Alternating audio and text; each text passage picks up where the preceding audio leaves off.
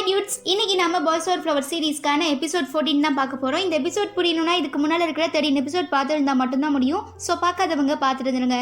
அதுக்கு முன்னே இன்னும் நம்ம சேனலுக்கு சப்ஸ்கிரைப் பண்ணாதவங்க சப்ஸ்கிரைப் பண்ணிக்கோங்க. மறந்துடாம பக்கத்தில் இருக்கிற பெல் ஐக்கனையும் ப்ரெஸ் பண்ணிக்கோங்க. ஓகே, இன்னைக்கான வீடியோக்குள்ள போகலாம்.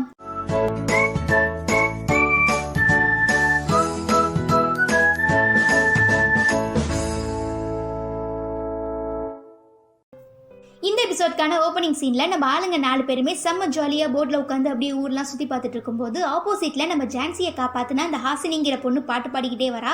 பட் அவ பாடுறது ரொம்பவே கேவலமா இருக்குங்கிறதுனால நம்ம ஆளுங்களாம் என்ன கருமண்டா இது இவ்வளோ கேவலமா இருக்கு, காதுல ஏதோ ஈத்த கட்சி ஊத்துன மாதிரி இருக்குன்னு சொல்லி பயங்கரமா கமெண்ட் பண்ணவும் நம்ம ஜான்சி அந்த பொண்ணை எனக்கு நல்லாவே தெரியும், அவ கூட என்ன ஒரு பிரச்சனையில இருந்து காப்பாத்தினான்னு சொல்லவும் நம்ம ஆளுங்களாம் அப்போ நாங்க காப்பாத்தினது செகண்ட் டைமானு கேட்டு பயங்கர ஷாக் ஆகிடுறாங்க.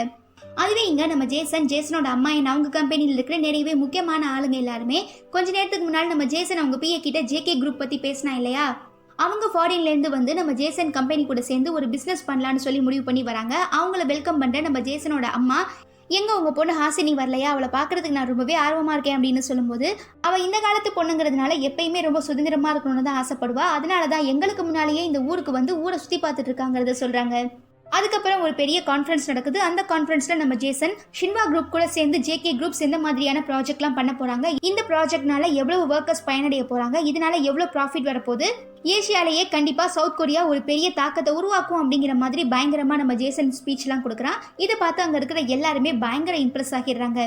அதுக்கப்புறம் நம்ம ஆளுங்க எல்லாரும் ஓரளவுக்கு அந்த ஊர்லாம் சுற்றி பார்த்துட்டு சாப்பிட்றதுக்காக ஒரு ரெஸ்டாரண்ட் போகிறாங்க. அந்த ரெஸ்டாரண்ட்டில் நம்ம ஜேசன் அந்த ஜேகே குரூப் கூட உட்காந்து சாப்பிட்டு இருக்கதை நம்ம ஜோ பார்த்துட்டு ஒருவேளை ஜான்சி ஜோவை இந்த மாதிரியான சுச்சுவேஷனில் பார்த்தானா கண்டிப்பாக அவளுக்கு பிரச்சனை வந்துருங்கிறதுனால நம்ம யுவான் கிட்டையும் உபின் கிட்டையும் இங்கே நம்ம சாப்பிட வேண்டாம்னு சொல்லவும் ஆமாம் எங்களுக்குமே இட்டாலியன் ஃபுட் சாப்பிடணும் போல தோணுதுன்னு சொல்லி நம்ம ஜான்சியை கூட்டிட்டு ஒரு இட்டாலியன் ரெஸ்டாரண்ட்டுக்கு போகிறாங்க. அதே நேரம் சாப்பிட்டு இருக்க நம்ம ஜேசனுக்கு ஜான்சியும் ஜோவும் சேர்ந்து போட்டிங்கில் பக்கத்தில் உட்காந்துருந்தாங்க இல்லையா, அந்த ஃபோட்டோவை யாரோ எம்எம்எஸ் அனுப்புகிறாங்க. இதை பார்த்து நம்ம ஜேசன் ரொம்பவே வருத்தப்படுறான். பட் அந்த டேபிளில் அவங்க அம்மா பக்கத்தில் இருக்கிறாங்கிறதுனால அவனால் அந்த கஷ்டத்தை வெளிப்படுத்த முடியாமல் ரொம்பவே கஷ்டப்படுறான். அடுத்த சீனில் ரொம்பவே தனியாக சோகமாக உட்காந்துருக்குற நம்ம ஜான்சி கிட்ட ஜோ என்ன உனக்கு இந்த ஊர்லாம் பிடிச்சிருக்கா, அடுத்து என்ன பிளான்னு கேட்கும்போது இந்த ஊர் நிஜமாவே எனக்கு ரொம்ப பிடிச்சிருக்கு, ஆனால் என்ன இவ்வளோ தூரம் நான் வந்து ஜேசனை பார்க்க முடியாமல் போனது தான் எனக்கு ரொம்பவே கஷ்டமாக இருக்குது, எனக்கு ஜேசனை பார்க்கணும் போல இருக்கு தெரியுமா, ஜேசன் நீ எப்படி இருக்க, நல்லா இருக்கியா, பாத்தியா உனக்காக நான் இவ்வளோ தூரம் வந்திருக்கேன், நம்மளாம் வந்த அளவுக்கு ஸ்ட்ராங், இந்த மாதிரிலாம் நான் ஜேசன் கிட்ட பேசணும்னு ரொம்பவே ஆசைப்பட்டேன்.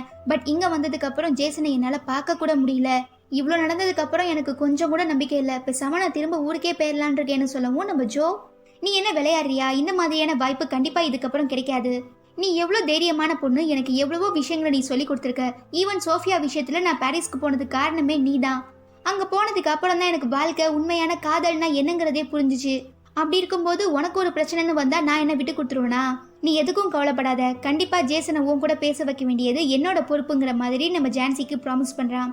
ஸோ அடுத்த நாள் நம்ம ஆளுங்க ஜேசனோட பிஏக்கு கால் பண்ணி இந்த மாதிரி நாங்கள் ஜேசனை பார்க்கறதுக்காக சியோட்லேருந்து வந்திருக்கோம், எங்களுக்கு ஒரு அப்பாயின்மெண்ட் வேணும்னு சொல்லவும் நம்ம ஜேசனோட பிஏவும் ரொம்பவே நல்லவர் இல்லையா, அதனால சார் கொஞ்ச நேரம் உங்கள் ஃப்ரெண்ட்ஸ்க்காக நீங்கள் நேரம் ஒதுக்குனா ரொம்பவே நல்லா இருக்குங்கிற மாதிரி அட்வைஸ் பண்ணுறாரு. பட் நம்ம ஜேசன் இப்போ நீங்கள் சொன்னீங்கிறதுக்காக நான் போய் என் ஃப்ரெண்ட்ஸை மீட் பண்ணனா கண்டிப்பாக நம்மளுக்கு நிறைய கம்பெனி கூட இருக்கிற மீட்டிங் எல்லாமே கேன்சல் ஆகிடும், இதனால் நம்ம கம்பெனிக்கு கண்டிப்பாக பல கோடி ரூபாய் நஷ்டம் வரும், அது மட்டும் இல்லாமல் நம்ம கம்பெனி நம்பி வேலை பார்த்துட்டு இருக்க ஒர்க்கர்ஸோட நிலைமை என்ன ஆகுங்கிறத நீங்கள் கொஞ்சம் யோசிச்சு பாருங்க, இதையும் தாண்டி நீங்கள் உங்கள் ஃப்ரெண்டை போய் மீட் பண்ணுங்கன்னு நீங்கள் ஒரு வார்த்தை சொல்லுங்கள், கண்டிப்பாக நான் போய் அவங்கள மீட் பண்ணுறேன் அப்படின்னு சொல்லவும் பிஏக்கு என்ன சொல்கிறதுனே தெரியல, உங்கள் இஷ்டம் தான் தம்பிங்கிற மாதிரி விட்டு கொடுத்துட்றாங்க. தென் அடுத்த நாள் காலையில் நம்ம ஜேசனோட பிஏ வழக்கம் போல் நம்ம ஜேசனை மீட்டிங் இருக்குன்னு சொல்லி ஒரு இடத்துக்கு கூட்டிகிட்டு போகிறாங்க. அந்த இடத்துல நம்ம ஜேசனுக்காக ஃப்ரெண்ட்ஸ் 3 பேருமே வெயிட் பண்ணிட்டு இருக்காங்க. ஜேசனை ரொம்ப நாளைக்கு அப்புறம் பார்க்கறதுனால ஃப்ரெண்ட்ஸ் எல்லாருமே என்ன மச்சான் நல்லா இருக்கியா, பயங்கர பிஸியாகிட்ட போலன்னு கேட்கும்போது ஆமாம் கம்பெனியோட மொத்த பொறுப்புமே இப்போ என்கிட்ட தான் இருக்குது, அதனால என்னால் ப்ரைவேட்டாக எந்த ஒரு டிசிஷனுமே எடுக்க முடியல, எங்கேயுமே போக முடியலங்கிற மாதிரி சொல்லவும் உன்னை பார்க்கறதுக்காக ஜான்சி எங்களுக்கு முன்னாலேயே இங்கே வந்துட்டா, உனக்கு தெரியுமான்னு சொல்லி நம்ம யுவான் கேட்குறான்.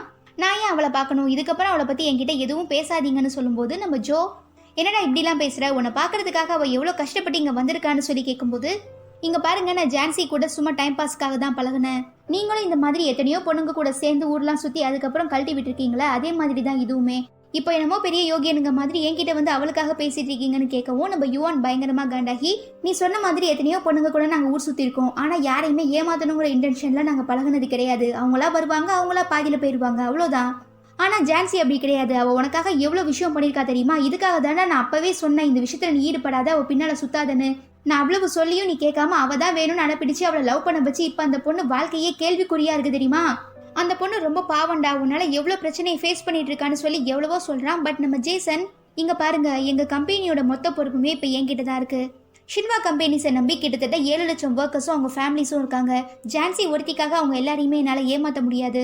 ஜான்சியை தாண்டி எனக்கு முக்கியமான பொறுப்புகள் நிறையவே இருக்கு அப்படின்னு சொல்லிட்டு அங்கேருந்து போயிடுறான். அதுவே நம்ம ஜான்சி வெளியில எப்படியும் தன்னை ஜேசன் மீட் பண்றதுக்காக வருவான்னு சொல்லி வெயிட் பண்ணிட்டு இருக்கும்போது அந்த இடத்துக்கு நம்ம ஜேசன் வரல. அதுக்கு பதிலாக நம்ம ஆளுங்க 3 பேரும் தான் வராங்க. என்னதான் நம்ம ஜோ அங்க நடந்த விஷயங்கள் எல்லாத்தையுமே நம்ம ஜான்சி கிட்ட இருந்து மறைக்க ட்ரை பண்ணாலும் மற்ற 2 பேரும் ஜான்சிக்கு எல்லா விஷயங்களுமே தெரிஞ்சாகணுங்கிறதுனால எல்லா விஷயத்தையுமே சொல்லிடுறாங்க. இதனால நம்ம ஜான்சி ரொம்பவே அப்செட் ஆகிறா. ஆனா நம்ம ஜான்சியை அதுல இருந்து ரெக்கவர் பண்ணணுங்கிறதுக்காக இவங்க எல்லாருமே சேர்ந்து கண்ணாமூச்சி விளையாடலான்னு முடிவு பண்றாங்க. அப்படி இருக்கும்போது தான் நம்ம ஜான்சியும் ஜோவும் ஒரே இடத்துல மறைஞ்சுக்கிறாங்க. அப்போ அங்க இருக்கிற ஒரு பெரிய ஸ்கிரீன்ல நம்ம ஜேசனோட ஷின்வா குரூப்பும் ஜேகே குரூப்பும் ஒன்னா சேர்ந்து அந்த மெக்காவுங்கிற இடத்த ஒரு குட்டி வெனிஸா, அதாவது இட்டாலியில சொல்லுவாங்க இல்லையா ரொமான்டிக்கான இடம், அப்படி ஒரு ரொமான்டிக்கான டூரிஸ்ட் ஸ்பாட்டா மாத்த போறாங்கிற மாதிரி ஒரு அட்வர்டைஸ்மெண்ட்ல நம்ம ஜேசன் வரான். ஜேசனை பார்த்ததுமே நம்ம ஜான்சியால அவளோட அழுகையை கண்ட்ரோல் பண்ண முடியாம அப்படியே பயங்கரமா தேம்பி தேம்பி அலறா. இதை பார்க்குற நம்ம ஜோக்கு ரொம்பவே கஷ்டமா இருக்கிறதுனால ஜேசனை மீட் பண்ணி, நான் உன்கிட்ட ஒரு நல்ல ஃப்ரெண்டாக கேட்குறேன், எனக்காக ஒரே ஒரு டைம் நீ ஜான்சியை நேரில் மீட் பண்ணி அவகிட்ட மனசு விட்டு பேசு, பிகாஸ் ஜான்சி சந்தோஷமாக இருக்க, என்னால் இதை மட்டும்தான் பண்ண முடியுங்கிற மாதிரி ஃபேவர்லாம் கேட்கவும் நம்ம ஜேசன், நீ என்னோட ஃப்ரெண்டுன்னு சொல்கிற, அப்புறம் ஏன் என்னோட மனசு உனக்கு புரிய மாட்டேங்குது அப்படிங்கிற மாதிரி சொல்லும்போது அப்படியே இங்கே சீன் கட் ஆகுது. தென் நம்ம ஜோ நல்லா தூங்கிட்டு இருக்க ஜான்சியை எழுப்பி விட்டு, வா நம்ம 2 பேருமே வாக்கிங் போகலான்னு சொல்லி ஏர்லி மார்னிங் வெளியில் கூட்டிகிட்டு வரான். அதை நம்பி நம்ம ஜான்சியுமே வரா.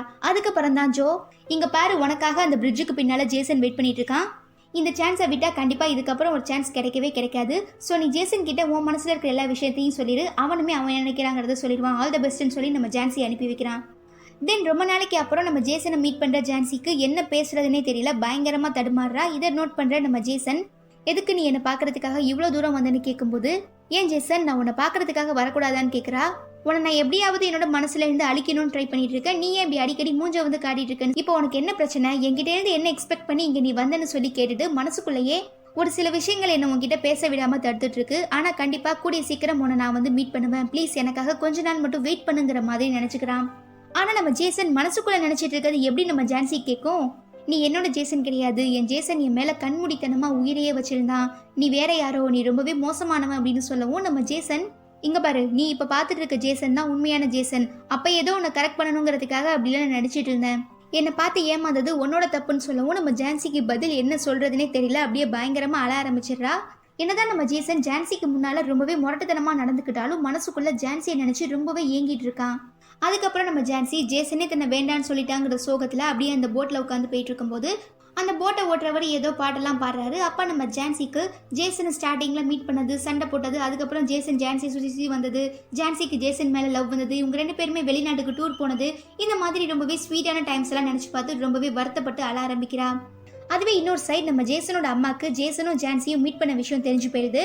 ஆக்சுவலாக நம்ம ஜேசனோட அம்மா தான் ஜேசன் கிட்ட நீ ஜான்சி கிட்ட இந்த மாதிரி தான் பேசணுங்கிற மாதிரி பயங்கரமாக மிரட்டி அனுப்பி வச்சிருப்பாங்க. ஸோ நம்ம ஜேசனுமே அதே மாதிரி பேசி நம்ம ஜான்சியை பயங்கரமாக ஹர்ட் பண்ணிவிட்டு அவங்க அம்மா கிட்ட ரொம்பவே கோவமாக வந்து, நான் நீங்கள் சொன்ன மாதிரியே பண்ணிட்டேன், நீங்கள் இதுக்கப்புறம் ஜான்சிக்கு எந்த ஒரு குடைச்சலுமே கொடுக்கக்கூடாது, அப்படி நீங்கள் மீறி ஏதாவது பண்ணீங்கன்னா அதுக்கப்புறம் நான் மனுஷனாக இருக்க மாட்டேன் அப்படின்னு சொல்லவும் நம்ம ஜேசனோட அம்மா, ஏன் ஜேசன் இப்படிலாம் பேசுகிற, உங்கள் அப்பாவுக்கு நீ என்ன ப்ராமிஸ் பண்ணி கொடுத்தன்னு உனக்கு ஞாபகம் இருக்கான்னு சொல்லி கேட்கவும் நம்ம ஜேசன் பயங்கர எமோஷ்னல் ஆகிடுறான்.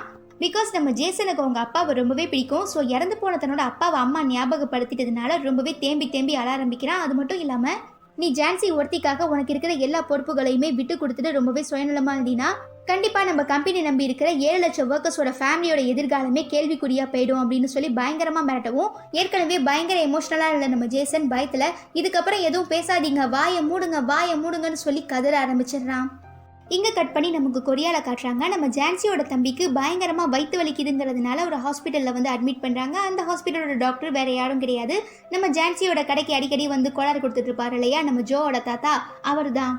ஏன்னா இந்த தாத்தா பயங்கரமான மல்டி டேலண்டடா இருப்பார் போல, பிரசிடென்டா இருக்காரு, அதே நேரம் மீன் பிடிக்கிறாரு, அதே நேரம் டாக்டராகவே இருக்காரு, என்னவோ யாருக்கு தெரியும். தென் நம்ம ஜோவோட தாத்தா ஜான்சியோட தம்பிக்கு ட்ரீட்மெண்ட்லாம் பண்ணிட்டு அங்கேருந்து கிளம்பும்போது ஜான்சி அம்மாவும் அப்பாவும் ஜான்சி தம்பியோட பக்கத்திலே படுத்து தூங்கிட்டு இருக்கதை பார்க்குற நம்ம ஜோவோட தாத்தாக்கு ரொம்பவே ஏக்கமா இருக்கு. பிகாஸ் நம்ம ஜோ வளரும் போது அம்மா அப்பா இல்லாம தானே வளர்ந்தான், அதனால தான். அடுத்த சீனில் ரொம்பவே மனசுடைஞ்சு போயிருக்க நம்ம ஜான்சியை சேர் பண்ணுறதுக்காக நம்ம ஜோ அந்த ஊர் ஃபுல்லாக சுற்றி காட்டுறதுக்காக அங்கே இங்கேன்னு கூட்டிகிட்டு போய் ரொம்பவே சந்தோஷமாக பார்த்துக்கிறான். அப்படி இருக்கும்போது தான் ஒரு ஷாப்பிங் மாலில் நம்ம ஜான்சி ரொம்பவே காஸ்ட்லியான ஒரு ஷூ பார்க்குறா. அந்த ஷூ பார்த்ததுமே அவளுக்கு ரொம்ப பிடிச்சி போயிடுது. அப்படி இருக்கும்போது தான் அந்த வழியாக ஏதோ ஒரு பிஸ்னஸ் மீட்டிங்காக போகிற நம்ம ஜேசன் ஜான்சி அந்த ஷூ மேலே ஆசைப்படுறதை பார்த்துடுறான். இருந்தாலும் நம்ம போய் ஜான்சி கிட்ட பேசினா கண்டிப்பாக இதனால ஜான்சிக்கு தான் பிரச்சனை வருங்கிறதுனால அங்கேருந்து சைலண்டாக போயிடுறான். அப்போ தான் நம்ம ஜான்சி ஷூவோட விலையை நோட் பண்ணுறா. அது ரொம்பவே காஸ்ட்லிங்கிறதுனால அவளால் வாங்க முடியல. ஈவன் நம்ம ஜோவுமே டைம் ஆயிடுச்சுன்னு சொல்லி அங்கேருந்து கூட்டிகிட்டு போயிடுறான். என்னதான் நம்ம ஜேசன் ஜான்சியை கண்டுக்காம போனாலும் அவன் மனசு ஃபுல்லாகவே ஜான்சி தான் இருக்காங்கிறதுனால அவள் ஆசைப்பட்ட ஷூவை வாங்குறதுக்காக அந்த ஷாப்புக்குமே போகிறான்.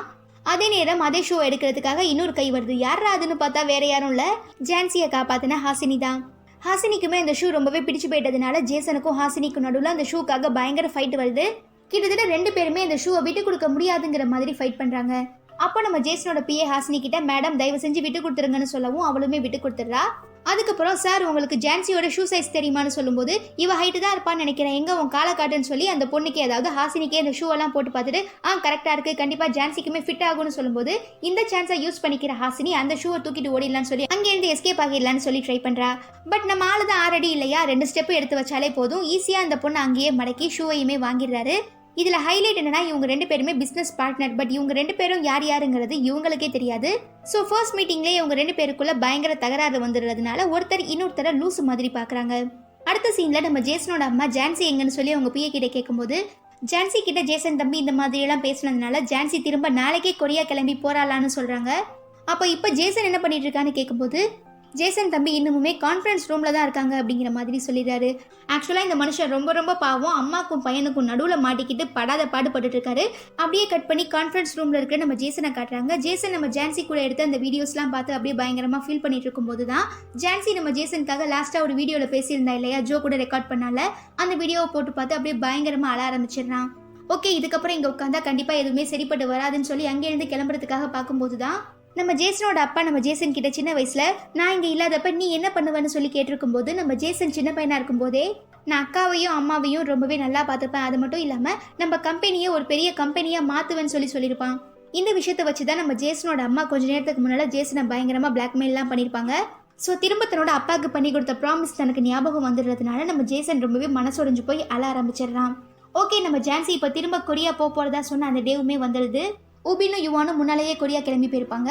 பட் நம்ம ஜோக்கும் ஜான்சிக்கும் டிக்கெட் கிடைக்காததுனால தான் கொஞ்சம் லேட் ஆகியிருக்கும். அப்படி இவங்க 2 பேருமே ஏர்போர்ட்ல வெயிட் பண்ணிட்டு இருக்கும்போது தான் ரொம்ப நாளைக்கு அப்புறம் நம்ம ஜோ அவனோட ஃப்ரெண்டு ஒருத்தன் மீட் பண்றான். இவன் பேரு மிக்கி, இவன் ஒரு கே. அது மட்டும் இல்லாம இவனுக்கு நம்ம ஜோ மேல பயங்கரமான ஒரு க்ரஷ்ங்கிறதுனால நம்ம ஜோ வீட்டுக்கு வான்னு சொல்லி ரொம்பவே வற்புறுத்துறான். அப்பதான் ஜான்சி பக்கத்துல இருக்கிறதையுமே பாக்குறான். ஓகே இவ என்ன உன் கேர்ள் ஃப்ரெண்டா, இவ சொன்னா நீ கேட்பேலன்னு சொல்லி நம்ம ஜான்சியை தனியா கூட்டிட்டு வந்து எனக்கு ஜோவை பல வருஷமா தெரியும், ஆனா ரொம்ப நாளைக்கு அப்புறம் இப்பதான் பாக்குறேன், ப்ளீஸ் நீ சொன்னீங்கன்னா கண்டிப்பா அவன் என் கூட வீட்டுக்கு வருவான், அவன் கூட சேர்ந்து நீயுமே வா அப்படின்னு சொல்லி இன்வைட் பண்ணவும் வேற வழி இல்லாம நம்ம ஜான்சியுமே ஓகே நாங்க வரோம்னு சொல்லி ஒத்துக்கிறா. அதுக்கப்புறம் நம்ம ஜோவும் ஜான்சியும் மிக்கிங்கிற அந்த பையன் வீட்டுக்குமே போறாங்க. இந்த மிக்கிக்கு பார்த்தோம்னா நம்ம ஜோ மேல பயங்கரமான க்ரஷா இருக்கும் போல. அந்த அளவுக்கு நம்ம ஜோக்காக எல்லா விஷயங்களையுமே பார்த்து செய்றான். அவனுக்கு ஜோவை எந்த அளவுக்கு பிடிக்கும், ஜோ அவனும் எப்படி ஃப்ரெண்ட்ஸ் ஆனாங்க, இதெல்லாம் பற்றி நம்ம ஜான்சி கிட்ட சொல்லிட்டே இருக்கும்போது நம்ம ஜான்சி அங்கே இருக்கிற ஒரு டீ மகை எடுத்து குடிக்கிறதுக்காக போறா. பட் நம்ம மிக்கி அவன்கிட்ட இருந்து பிடிங்கி இங்கே பாரு இது ஜோக்காக ரொம்பவே ஸ்பெஷலான ஒரு கிளாஸ், அவனும் நானும் இருக்கோம் பாத்தியா, இதை ஜோ தவிர மற்ற யாருமே எடுக்கக்கூடாதுன்னு பயங்கரமாக கன்னிங்காக மாறுறான். இதை பார்க்குற நம்ம ஜான்சிக்கு பயங்கர ஷாக் ஆகுது. அதுக்கப்புறம் இவங்க எல்லாருமே பிரேக்ஃபாஸ்ட் சாப்பிட ரெடியாகிறாங்க. ரொம்ப நாளைக்கு அப்புறம் வீட்டு சாப்பாடு சாப்பிட போறோங்கிற சந்தோஷத்துல நம்ம ஜான்சியும் சாப்பிட்றதுக்காக ரெடி ஆகிறா. பட் மிக்கி இந்த சாப்பாடு எல்லாமே நான் ரொம்ப ஸ்பெஷலா ஜோக்காக செஞ்சேன், ஜோ சாப்பிட்டதுக்கு அப்புறம் தான் நம்ம சாப்பிடணும்னு சொல்றதுனால ரொம்பவே டிசப்பாயிண்ட் ஆகிறா. என்னதான் மிக்கிக்கு நம்ம ஜோ மேல க்ரஷ்ஷா இருந்தாலும் ஜோக்கு நம்ம ஜான்சி மேலதான் க்ரஷ் இல்லையா. ஸோ நம்ம ஜோ நீ ஃபர்ஸ்ட் சாப்பிடு அப்புறம் நான் சாப்பிட்றேன்னு சொல்லி எல்லா சாப்பாடையுமே ஜான்சியை சாப்பிட சொல்றான். நம்ம ஜான்சி இதுதான் சான்ஸ்ன்னு சொல்லி சும்மா பூந்து விளையாடி விட்டு கட்டுன்னு கட்டுறா. இதெல்லாம் பாக்குற மிக்கிக்கு செம்மையா காண்டாகுது. ஒரு வழியா எல்லாரும் சாப்பிட்டு முடிச்சதுக்கு அப்புறம் மிக்கி நம்ம ஜோ கிட்ட தயவு செஞ்சு இவ்வளவு உன்னோட கேர்ள் ஃப்ரெண்டுன்னு சொல்லிடாத, அவ பாக்குறதுக்கு அழகா இல்ல, ரொம்பவே குள்ளமா இருக்கா, பத்தாததுக்கு ஷேப்பே இல்லாம இருக்கா, நீலாம் வேற லெவல் ஆளு, உனக்காக இந்த உலகத்துல எந்த பொண்ணுமே பிறக்கல அப்படிங்கிற மாதிரி 4-5 நங்குடத்தை போட்டு ட்ரை பண்ணும்போது அதெல்லாம் நம்ம ஜோ பெருசா கண்டுக்கிறதாவே இல்லை. அதுக்கப்புறம் நம்ம ஜோ ஜான்சி அப்படியே கூட்டிட்டு போய் அந்த ஊரெல்லாம் சுத்தி காட்டிட்டு இருக்கும்போது ஒருத்தர் பாட்டு பாடிட்டு இருக்காரு. சுத்தி நிறைய பேர் பைசாலாம் போட்டுட்டு இருக்காங்க. நம்ம ஆளுங்க 2 பேருமே ரொம்ப சந்தோஷமா அந்த பாட்டை என்ஜாய் பண்றாங்க. இதோட பாய்ஸ் ஓவர் ஃப்ளவர் சீரீஸ்க்கான எபிசோட் 14 முடியுது. இந்த எபிசோட் உங்க எல்லாருக்குமே பிடிச்சிருக்கும் நம்புறேன். பிடிச்சிருந்தா மறக்காம லைக் பண்ணுங்க. நீங்க இன்னும் நம்ம சேனலுக்கு சப்ஸ்கிரைப் பண்ணனா சப்ஸ்கிரைப் பண்ணிக்கோங்க. மறந்துடாம பக்கத்துல இருக்கிற பெல் ஐக்கனையும் பிரஸ் பண்ணுங்க. உங்க எல்லாரையும் அடுத்த எபிசோட்ல மீட் பண்றேன். Until then it's bye from Afi.